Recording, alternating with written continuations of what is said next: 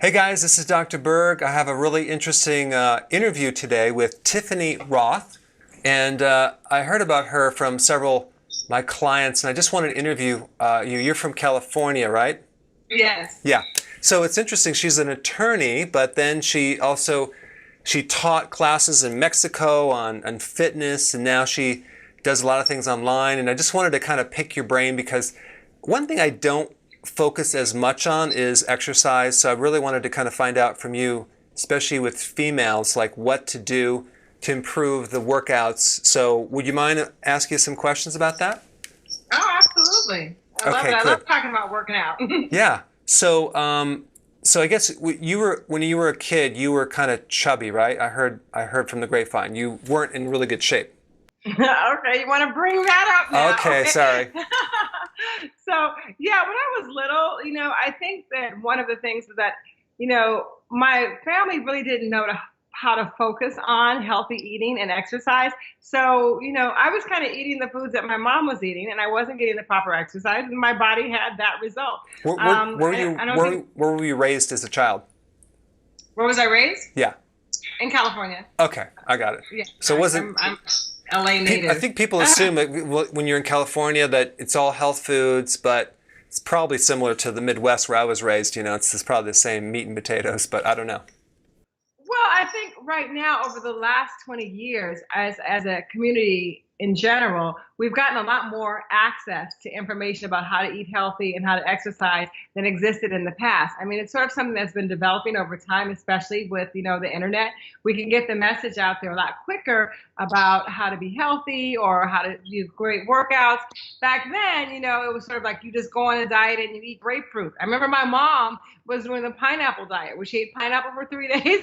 So I ate pineapple for 3 days, and you lose weight, but it's not sustainable. So I know. I I know. think it's just really the knowledge that we have in this day and age allows us to make better choices when it comes to food and exercises that really wasn't available back then, at least to my mom. No, I think I actually practiced in San Diego for a while, next to the Charger Stadium. When I graduated, I wanted to move where I wanted to live, so I moved to Washington State Hmm. because it's so beautiful, but it rained every day. So I just couldn't take it. It was beautiful, but it just too much rain. So then I decided let's move to San Diego. So went there, and I'm like, wow, this is so beautiful. This is great. But all my family, because I met my wife there, and then all my family lived on the East Coast. And her family, so we moved to Virginia. But I mean, I think it's a great place to live on the West Coast. But so here's some questions I want to get into.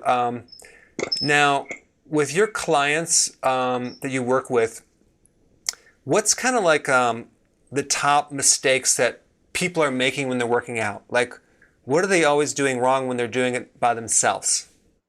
Okay. Well, first I'm going to start with one of the three things that I say, not one of the three things, three of the most important things that what I call the three prongs of fitness, and that's constant and consistent commitment. So the first thing I want to tell anybody who wants to get in shape is that you have to be committed and you can't give up. And the reason why a lot of people give up is because either it comes too hard, or maybe they get injured, or when they're doing the workouts, they're not feeling the way they want to feel. So some of the tips that I would like to provide would be on how to breathe correctly, how to work out so that you're not getting injured, and how to check your body alignment in the mirror to make sure that you're getting the results that you set out to achieve. Okay, so let's talk All right? about breathing first. Okay, Okay, breathing. so Typical mistake. Here we isn't go. isn't it okay to can't we just hold our breath? No. The typical mistake is this. People are working out, right? They're doing it, and the harder it gets,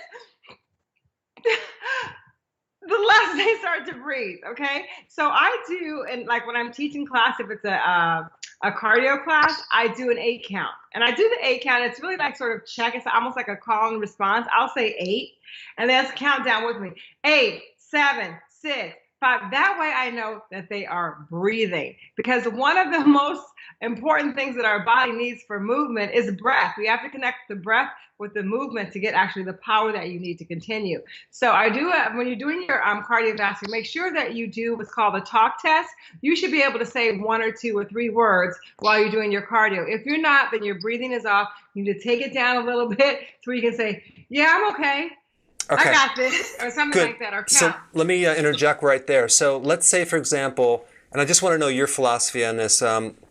You put someone through a workout and they do a certain set, right? They're doing a certain set. I mean, we're not talking about like aerobics. We're talking about like a set of maybe some plyometrics or push-ups or whatever, right? And then they're going to rest for a period of time. Do you have any rule of thumb of how long a person rests versus the time they're exercising? Because I know there's a lot of variation there. Okay. Well, it depends on how you're training and what you're training for. Okay.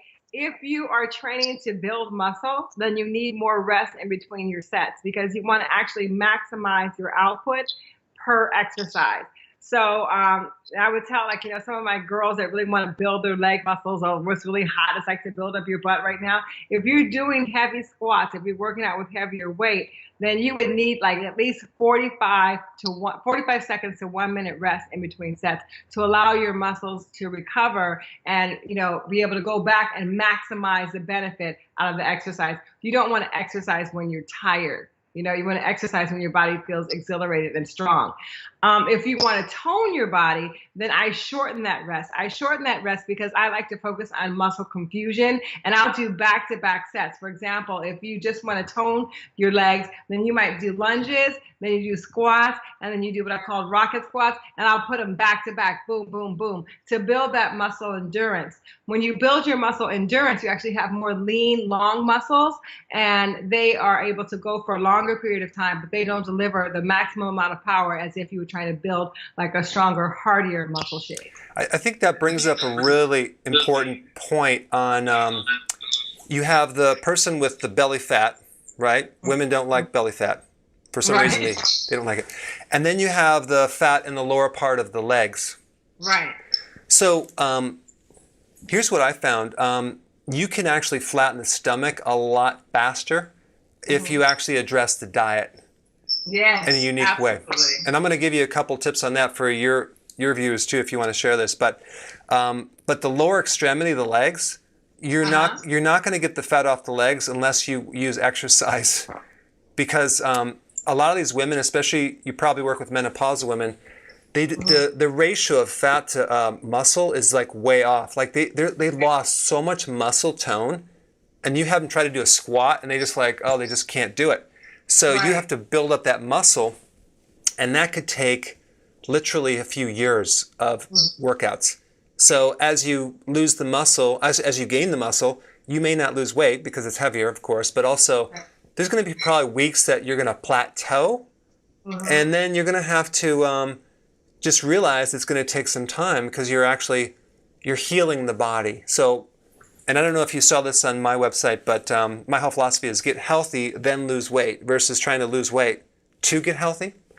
It's a simple thing, but it's like really powerful. Yeah, I really am intrigued by your whole philosophy, and I think that it's really vital for people to understand how your gut health and your nutritional intake is so important in getting the results that you want. And I love how you focus on the different body types.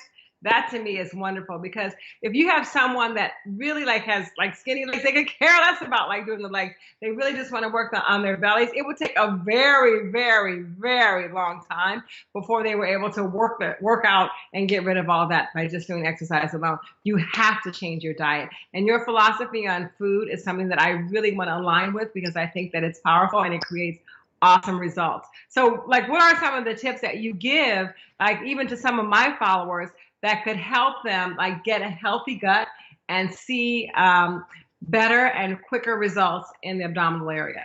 Well, there's one thing that's probably the most important. It's like the common thread with pretty much 80% of all the problems. I'm talking like body problems and weight problems. You ready for this? Are you sitting down? Yeah. Okay. Good. It really has to do with high levels of insulin.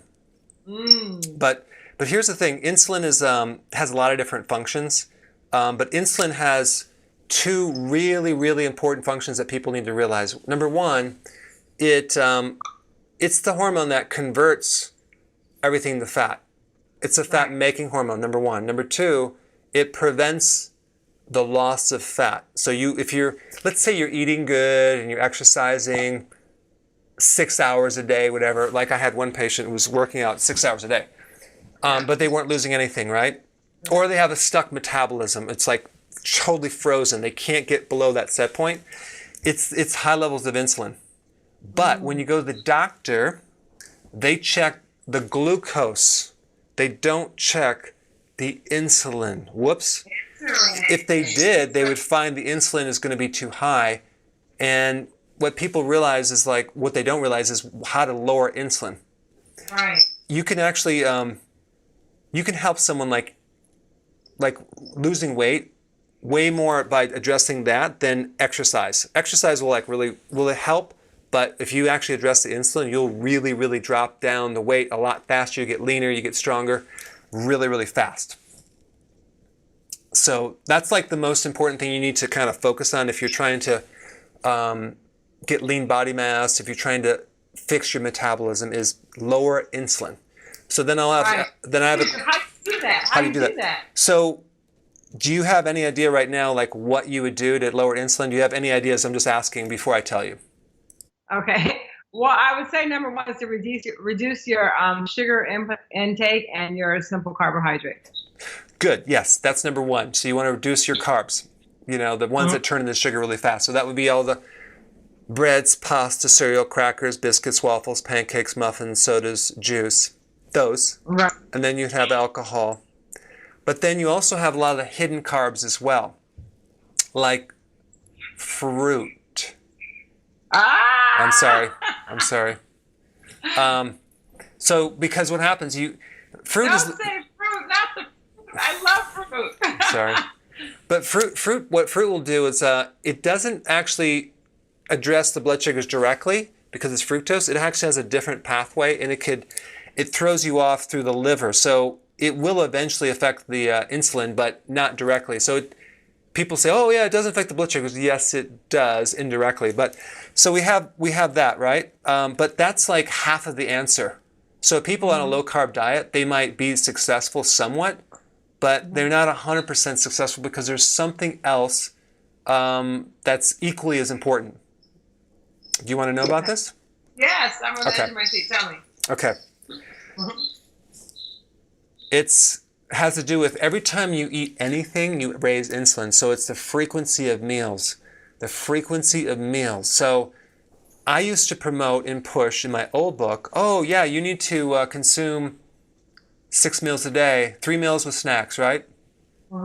Bad advice. That was very bad. Because every time you eat, you spike insulin. Yeah. Even if it's healthy. So with myself, I was eating apples and peanut butter as the afternoon snack. And then at night, I would have nuts, right? And I got up to like 211 pounds. So then I went back to Guyton's physiology. I'm studying this. I'm like, what the heck? I missed this one point about the food increases insulin. So then I started looking at, okay, let's do intermittent fasting, eating less frequent. So we went 3 meals, no snacks, and then 2 meals a day. And that's kind of where I'm staying right now. But you can drop insulin so nicely and fix so many problems by cutting out the snacks. It's insane. So yeah, that whole thing about snacks was really like based on the information that after you're going to spike your metabolism up. You can spike your metabolism up with protein, which will help your muscles sort of be more sustainable, and you will keep your body from feeding on its own tissue. Okay, so let me just bring up that one point, because here's another piece of false data where you're eating protein to spike your metabolism. Okay, so really let's define what that thought would mean. It's basically you eating protein will stimulate a hormone that can trigger your metabolism. But if your metabolism is slow, you're just going to spike insulin. So So this idea that eating stimulates metabolism is false data. It actually slows the metabolism because it increases insulin. Mm. So tell me, so for example, how would eating a piece of chicken increase your insulin? Just like for someone who's out there like, I want to have my chicken. Because protein, there's two types of macro foods that stimulate insulin. One is carbs and the other one is protein. Mm-hmm. Especially if it's lean protein. Mm. So the chicken breast, everyone's like low-fat protein, low-fat protein. No. Because really, if you want to keep insulin low, you want to go more fat. Fat is the food that will be neutral with insulin. Can you explain why? Yeah, because our bodies, one of the functions is insulin actually helps you build muscle. Uh-huh. So when you eat an amino acid from protein, your body will increase insulin to try to put that to muscle. So, we need protein for sure, and you want to keep eating protein, but you don't want to do excessive amounts of protein, like a lot of bodybuilders and stuff. They have tons of protein, because that's going to make you, eventually you're going to actually stimulate some insulin. You're going to get tired after you eat. You're going to want to take a nap. That's high insulin. And then what happens when the insulin goes high, you develop insulin resistance, and then you urinate in the middle of the night more than once, or once or more. You shouldn't do that. You get tired after you eat. That's really interesting. I'm going to have to interrupt you there. I know someone who has that problem with frequent urination. And this is something that's really going to help her and probably a lot of other women out there that, it's the insulin. That's interesting. I've never heard of that before. It's fascinating. Insulin, you have vision problems. Your vision starts going. Uh-huh. Brain fog. Uh-huh. Lack of focus. Yes. Irritability. Low tolerance to stress. Mm-hmm. This is all a blood sugar problem. So what are you recommending though? You're saying 2 meals a day? Well, no. I have a little mini course that I put everyone through first. It's a free little course online at my website. You basically, there's like 4 videos. Get the basics to learn how to do this, but you start with 3 meals, no snacks. Okay. And the problem is some people can't go from one meal to the next because they're so hungry, so you add more fat to the meal. Okay. And then what happens is that it's slow burning. It's more slow burning, right? Well, it just buffers the insulin spike. Okay. Uh-huh. So then it's more satisfying versus the low-fat protein. So then what happens? You do that for a while until your body starts adapting, and then it's starting adapting to burning on fat. So you're actually burning fat at this point. When you burn fat, it's a much cleaner fuel. You have more energy. You'll have less blood sugar issues. Then in the morning when you wake up, you're not going to be hungry. So then you start pushing your breakfast further and further towards the lunch until eventually you don't have any more breakfast. That's how you do it. You do it gradually so it's comfortable. So you're recommending lunch and dinner then, no breakfast. You're going to go against all of what society has been saying about the breakfast is the most healthy and important meal of the day, and you're going to say no to that. Hey, listen, I was the guy who wrote the book on eating breakfast. I have videos on YouTube right now that I probably should delete that keep pushing. You guys need to have your breakfast. Do you know why I told people that? Why? Because I had such a blood sugar when I was a kid, and also all through teenage years into early, like when I was 20, 20s, and then all of a sudden I started going, wow, I started eating protein for breakfast, and I felt so good that I said, this is it. This is what everyone needs to do. But the reason I felt good is because I spiked insulin because I had low blood sugar, so I raised the blood sugar. I felt better, but I didn't think what's really underneath it. I was just kind of like going off a feeling. It's kind of like, hey, I feel good when I drink alcohol, so alcohol is good for me. I'm like, so the point is that you just really understand what's happening. If you have a blood sugar, which most people have a blood sugar problem, you don't want to do the frequent meal thing. It's a real bad idea. So there's a way to adapt your body to running on fat fuel, which very few people know about, and they don't know how to do it correctly. But when you run your body on fat fuel, your metabolism is going to be like a machine. You're going to feel really good. Your skin's going to look good. It's anti-aging. There's so many benefits to your joints, stiffness. I'm 52. I feel like I'm 20. When I was in my 20s, I felt like I was 50. Right. Okay, so I want to just actually kind of bring this back around because what you're saying is really informative, and I think it'll help a lot of my members. And actually, I'm going to look into this whole thing because I do advise my clients to eat their frequent meals, healthy meals throughout the day, so that they don't get hungry and go binge on foods that they shouldn't be eating. Okay, so I think it's really good. Maybe they could, try your program to see how to transition away from those insulin spikes into something that might make them feel better and a lot less sluggish. But I do have to point out that even if you eat really well, it's not going to keep that butt from sagging and the tummy from not being toned. You got to always mix it up with the workout, because what the workout does is it works the muscle itself. It actually gives you the vitality and the energy that you need in order to enjoy this healthy body that you have internally, right? Externally, you can do more stuff, you're more agile, you have more energy, and when you have more muscle tone, that increases your metabolism as well, right? Don't you agree with that? Yeah, it does. You need exercise for sure, and actually exercise builds the muscle, which then will increase your calories burned. Okay, you'll burn more calories, right? But let me just talk about that for a second, because that's another confusion. People say, I'm going to build up my muscle so I can have a better metabolism. I go, okay, so you're going to burn more calories, but what calories are you burning? And they'll go, well, all calories. I'm like, no, you're going to either burn sugar calories or fat calories. Do you want to burn fat calories and not just the stored sugar? Then you're going to have to lower your carbohydrates, because if you're doing the whole carbo thing and the fruit thing, you're burning up calories, but you're only burning up stored sugar calories. Now, check this out. So sugar calories I'm talking about stored sugar as glycogen in the muscle and the liver. When you store glycogen, you hold a tremendous amount of water, because one glycogen holds 2 molecules of water. So it's like a sponge of water, right? So when you cut the carbs down, you're going to dump a lot of fluid out of the system. You'll lose weight, water weight, and you're like, wow, I lost all this weight, right? And then you eat the carbs back and you gain the weight back. And then you do the exercise. So exercise will dump the water because you're burning up the glycogen. You dump this water and you start going up and down, up and down. You're like, why can't I actually just get all this weight off? Well, because you're running your body on sugar. So if you were to just convert your body to fat burning, not only would you dump the water, you would lose fat. And then here's the point that I really wanted to tell you about. You're into muscle physiology. You're into building more lean muscle because that's important. But when you have high insulin and high insulin resistance, which makes insulin not work, you can no longer build muscles. That's why the diabetics are flabby and they can't get toned even if they work out, because it takes healthy insulin to work, absorb the protein. Insulin controls protein. So in other words, by doing this program I'm talking about, you can actually fix the muscle, help the absorption, burn more fat, get rid of the fluid retention. It's just an overall really dynamic thing to do.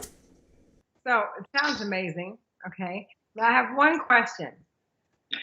With all the fruits and vegetables and the nutrients in there, the high fiber and the minerals and the vitamins, how do you suggest that people get those same nutrients? Like, for example, like from the berries and like the vitamin C and all of those things that nature has provided for us to actually nurture our bodies on a micro level? Great question. I would get them from the vegetables. And I recommend consuming about 7 to 10 cups of vegetables a day, because you need a lot of potassium. And like people, like I actually went to the restaurant I think about a month ago, and they brought me the salad. It was 1 cup of salad. I'm like, I need a bowl. So my salads are huge. So what you want to do is you want to get your nutrients from salad or vegetables. But if you're trying to do this thing I'm talking about, which I didn't even get into yet, I just kind of scratched the surface.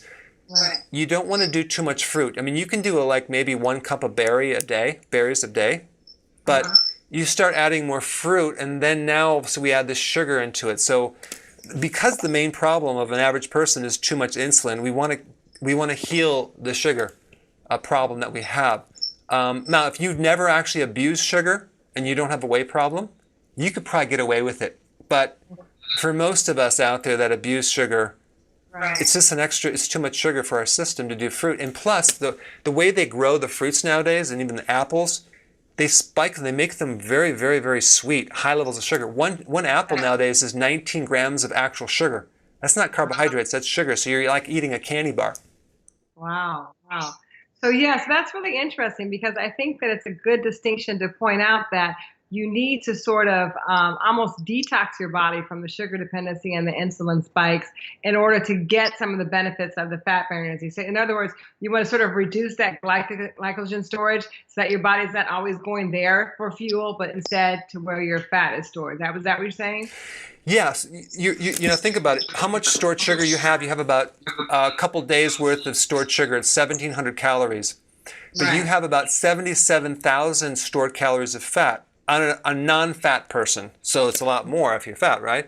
So our bodies were designed to run on fat fuel as the primary fuel, not sugar. It's only in the last, couple hundred years that not a couple hundred years, but basically it's only recently that we've been focusing on so much sugar metabolism and not fat burning. But when you start switching over and converting your body to running on fat fuel, you will never go back because your cognitive function is going to be better, your memory, your metabolism, your whole mood will change. Your emotional state will change. You'll feel better. And so because the brain gets its energy from either the blood, because it can't store sugar, so it gets its sugar from the blood, which if it's too high or low, it's going to be a problem. Right, exactly. But if you run your body on fat, which is called ketones, thus the ketosis, your mood, your cognitive function will like totally change, and you'll like, I feel so good. And then you go back to your sugar thing, and you're like, I feel like crap right now. So, but you have to prove it to yourself. For some of my viewers out there who are listening to this and they're very intrigued as I am, how long does it take? Because that's a question I always get with fitness. How long does it take before I'm going to get results? How long does it take before I can see an actual difference? How long will it take before they can actually feel a difference from these little adjustments that you're suggesting?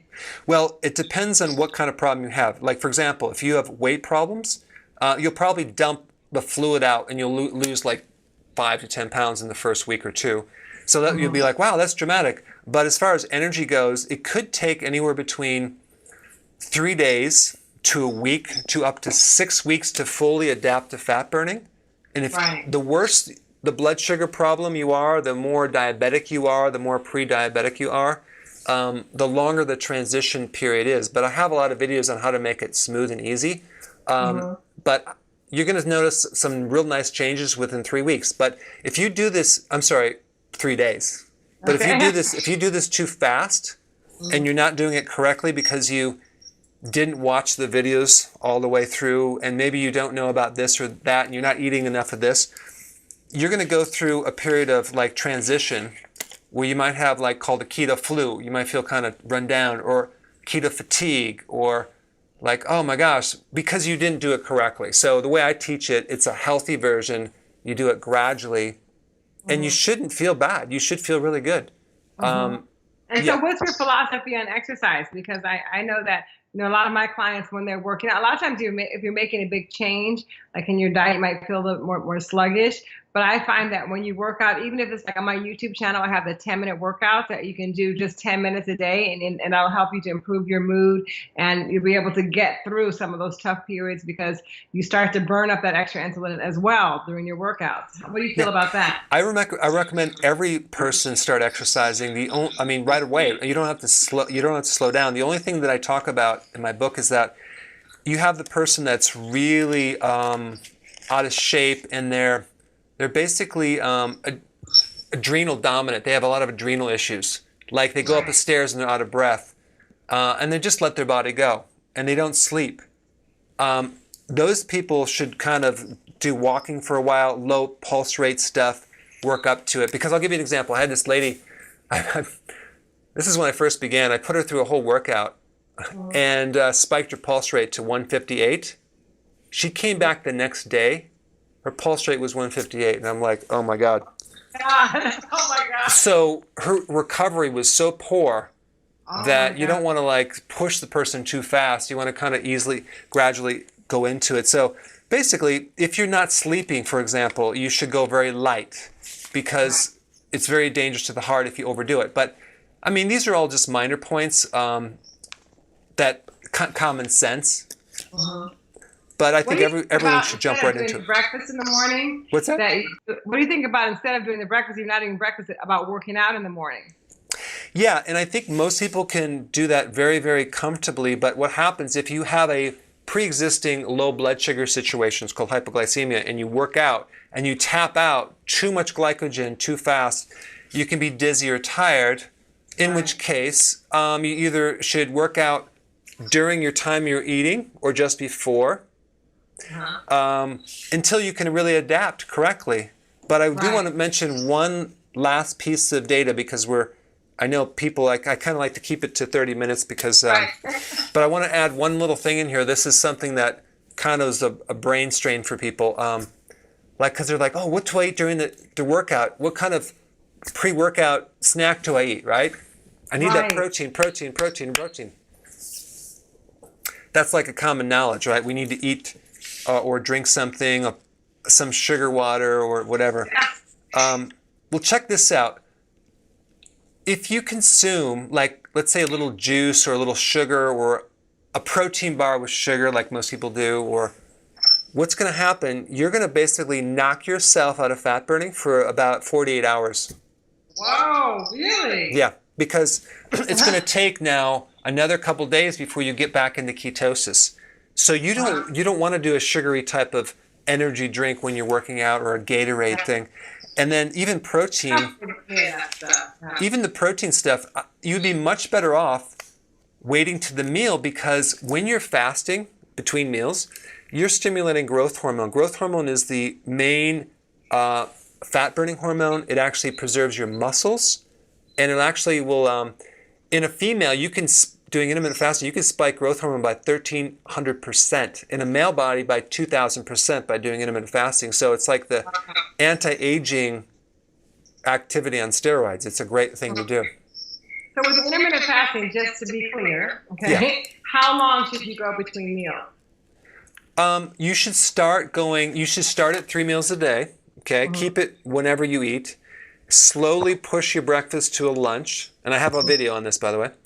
And then what you do over time is you slowly push your dinner closer to your lunch till you get about, an ideal thing would be like 4 or 5 hours of between your meals.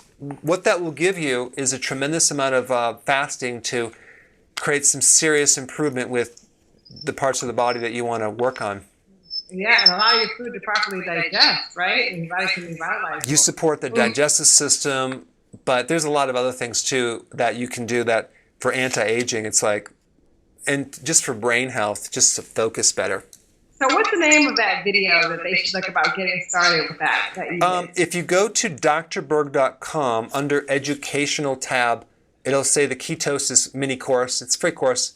I have like probably 50,000 people who did the course already, but it's like 4 short videos. Just go to Dr. Berg, education, and you can also just go to YouTube and type Dr. Berg, intermittent fasting, whatever topic, and I'll pop up and you can watch those videos.